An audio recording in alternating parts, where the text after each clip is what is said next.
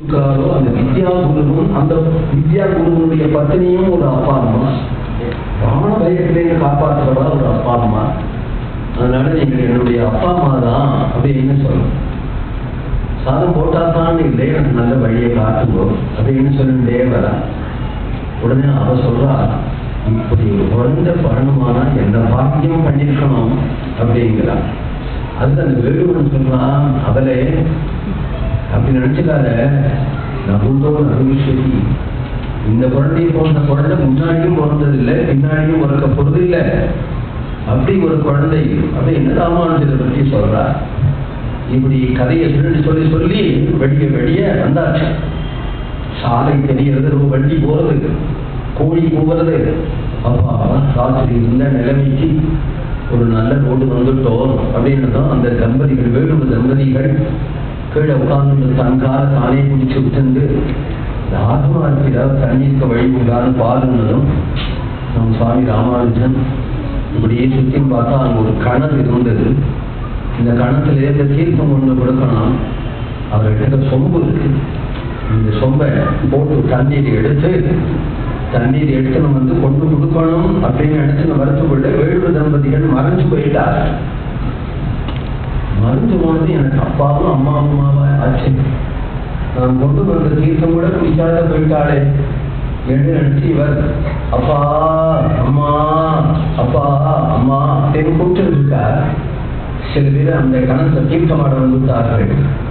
இந்த சுவாமிகளை பார்த்து, இது என்ன ஊர், எங்க வந்திருக்கிறேன் அப்படின்னா, ஐயா நீங்க எங்க ஊருக்கு தெரியாது அவங்களுக்கு, அது மாதிரி புண்ணியகோடி விமானம், இது காஞ்சிபுரம் தேவ பெருமாள் வெகுந்தாய அது இருக்கிற இடம் அப்படின்னா, எங்கே கொண்டு எங்க சேர்த்துட்டா அப்படின்னு மனசுல வச்சிருந்தார்.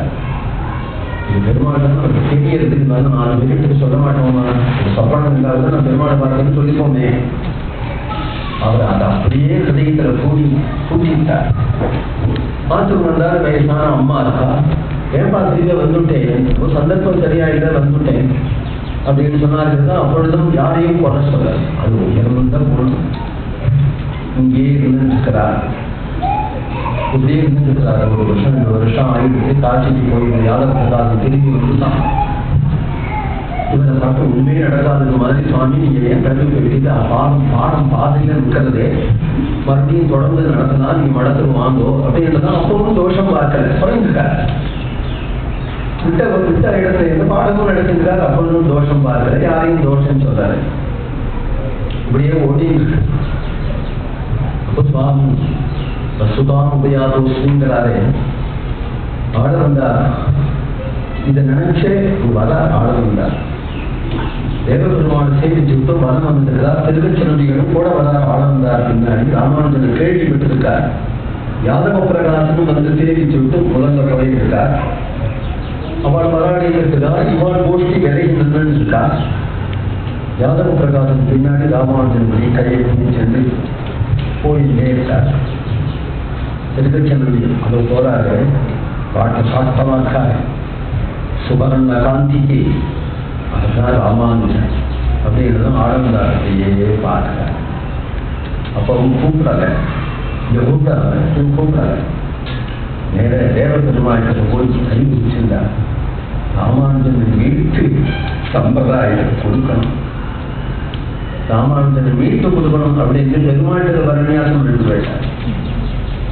வரநியாசமும் என்னவோ ராமானுஜனுக்கு தோணிட்டு, எனக்கு இந்த வரட்டு சாஸ்திரத்தை திருப்பி படிச்சு நிகழ்ச்சின்னு எனக்கு பொழுது போக்கணும், தேவ பெருமாளுக்கு ஏதாவது கைங்கரியம் பண்ணியிருந்தா போகும் அப்படின்னு நினைச்சு திருக்கச்சி நம்பிக்கை இடத்துல அது பூர்ண நம்பிக்கை.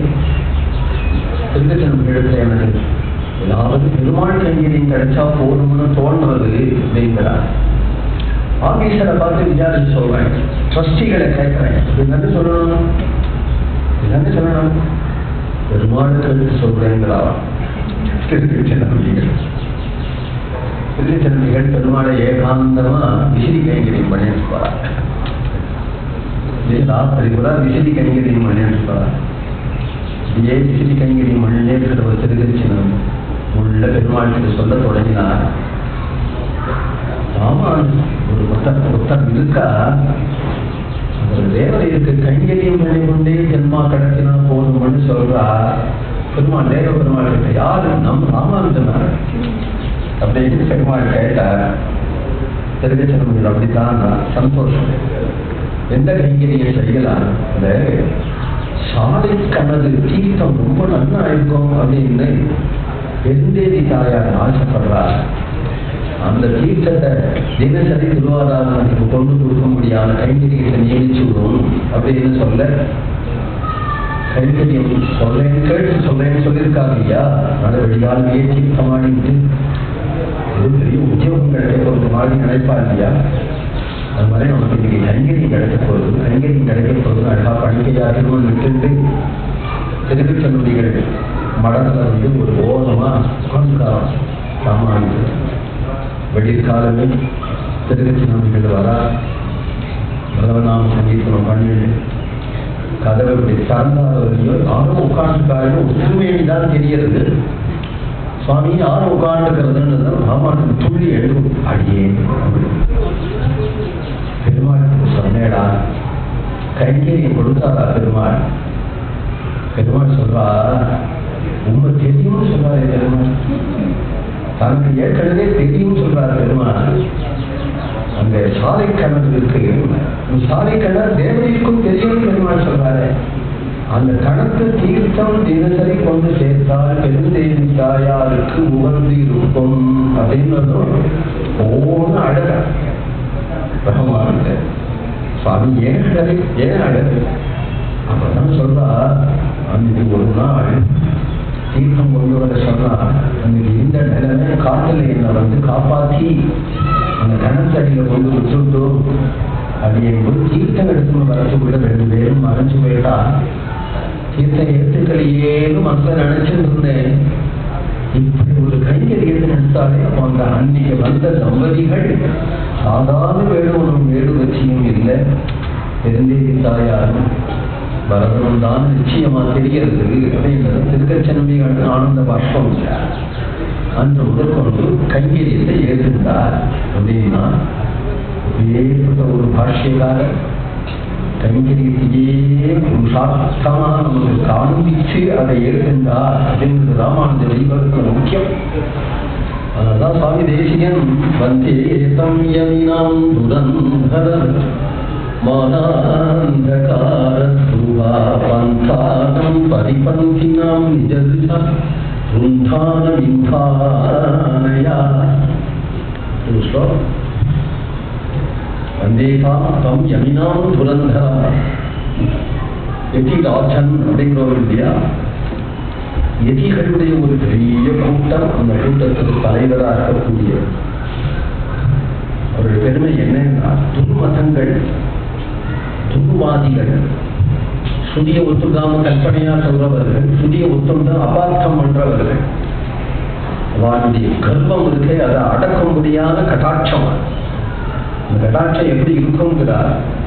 பந்தானம் பரிபந்தினாம் நிஜதிஷா சுந்தானம் இந்தானையா.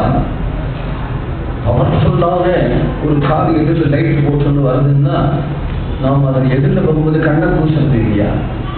அந்த காதுக்கு அந்த லைட்டுக்கு அந்தண்ட என்ன வருதுன்னு தெரியாது. அதுபோல இந்த துர்மதங்களுடைய கண்ணு அதிகம் மீதான ஒரு காட்சி உடையவர் ராமானுஜன். இவருடைய கட்டாட்சம் ஒன்னே ஹிருதயத்தில் உள்ள அபார்த்தங்களை நீக்கிவிடும் அப்படின்னு நமக்கு செய்த ஹிதத்தை சொல்றோம். பெருமாளுக்கு என்ன ஹிதம் பண்ணினார்? காலையில கரிசையில கிருஷ்ண ஜனர கம்சாதிகம் வருஷத்திங்கிறார்.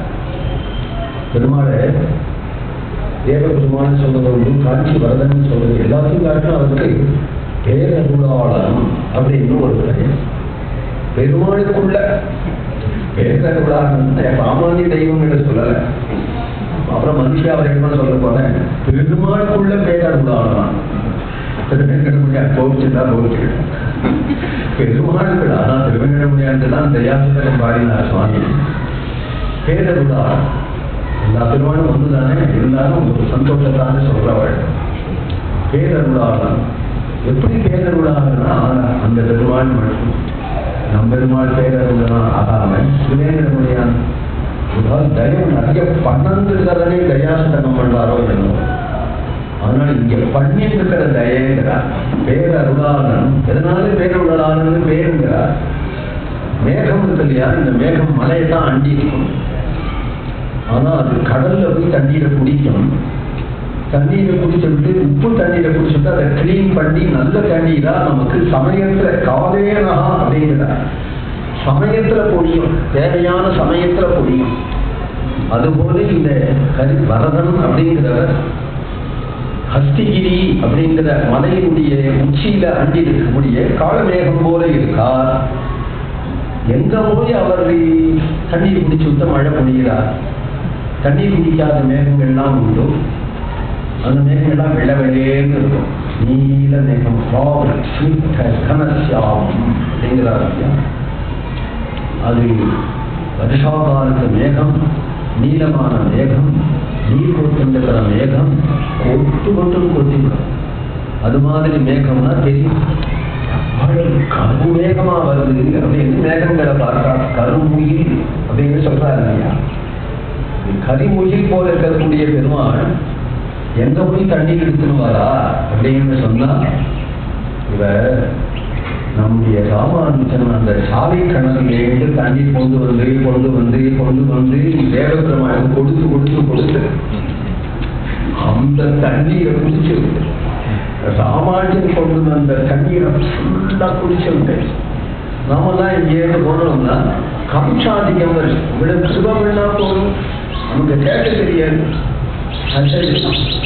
அதனால நமக்கு என்ன பண்ண 10 ரூபாய் வேணும்னு போனா கோடீஸ்வரனிடத்துல போய் ஒரு 10 ரூபாயா வாங்கி வருவாயா. அதுபோல நம்முடைய பிளான் ஒன்றுமே இல்லாமல் பெருமானுடைய பிளானுக்கு நமக்கு கிருபை செய்யட்டும் அப்படின்னு நினைச்சா குச்சேலத்துக்கு பண்ணது போல கொடுத்துருவாங்க இல்லையா, அள்ளி கொடுப்பாங்க. நமக்கு ஒரு பிளான் போட்டோம்னா நமக்கு ஏதோ ஸ்வல்பத்தை இது கொடுத்தா போகணும் அப்படின்னு நினைச்சுட்டு போவோம். நாம் ஏதோ அசடு மாதிரி இதை அதை கேட்டுடாம அவனுக்கு இஷ்டத்துக்கு கொடுக்கட்டும் அப்படின்னு இருக்கணும்.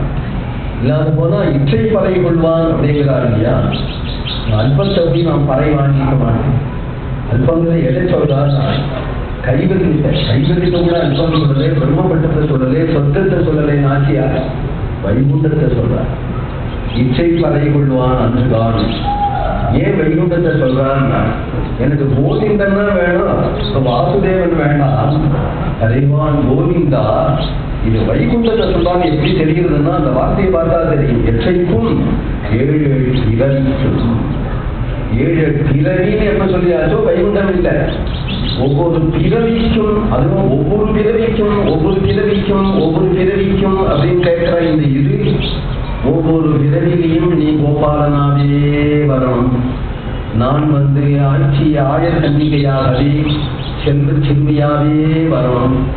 உனக்கே ஆட்செய்வோம், மற்ற காமங்கள் மாற்று, உமக்கே ஆட்செய்வோம், உமக்கே கைகரியம் பண்ணணும் என்று நாங்களும் கோபிகையா இருக்கணும், நீயும் கோபாலனா இருக்கணும். இப்படியே அவதாரம். கிருஷ்ணன் கேட்கிறான், கம்சபதம் ஆயிடுச்சுன்னா நான் ஊருக்கு போயிடுவேன். கோபாலனிகளுக்காக வந்திருக்கேன். நீ கைகரியம் பண்ணணும், மறுபடியும் என்ன வரணும் கேட்டீங்கன்னா என்ன அர்த்தம்? நாச்சியார் சொல்ல, ஐயா கம்சன வதம் இருக்காங்க, நீ வைகுண்டத்தை விட்ட சிசுபாலன வதம் பண்றதுக்காவா? இந்த கோபி குட்டிகளோட ராசப்பிடாகிறதுக்காக வரலையா? வெண்ணெய் சாப்பிட்றதுக்காக வரலையா? மாடு மேய்க்கிறதுக்காக வரலையா? அதனால அதெல்லாம் அல்பமா. பூபாரத்தை நீக்கிறதோ பகவத்கீதை உபதேசம் உள்பட எங்களோட நீ குடவை குத்து ஆகும் தான் லட்சியம் அப்படின்னு சொன்னார் ஆட்சியார். அப்போ உனக்கு நாங்கள் வேணுமானா, எங்களுக்கு நீ வேணுமானா, நம்ம 2 பேரும் எச்சைக்கும் 7 பிறவிக்கும் பிறந்து கொண்டே இருக்கணும். இதுதான் உயர்ந்த வரம் அப்படின்னு கேட்கிறாரு.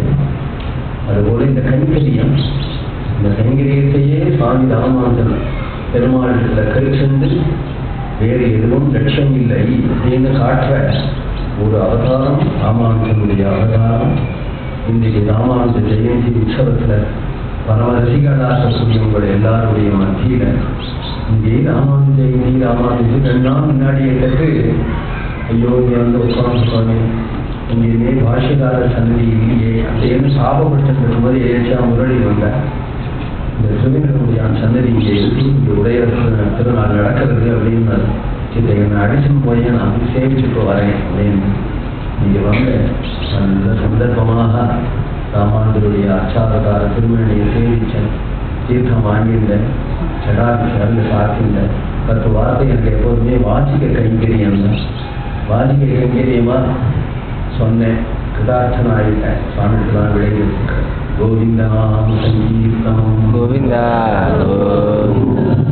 ராமானுஜாயதி ராமானுஜாயதி ராமானுஜாயதி ராமானுஜா ராமானுஜாயதி ராமானுஜாயதி ராமானுஜாயதி ராமானுஜா ராமானுஜாயதி ராமானுஜாயதி ராமானுஜாயதி ராமானுஜா ராமானுஜாயதி ராமானுஜாயதி ராமானுஜாயதி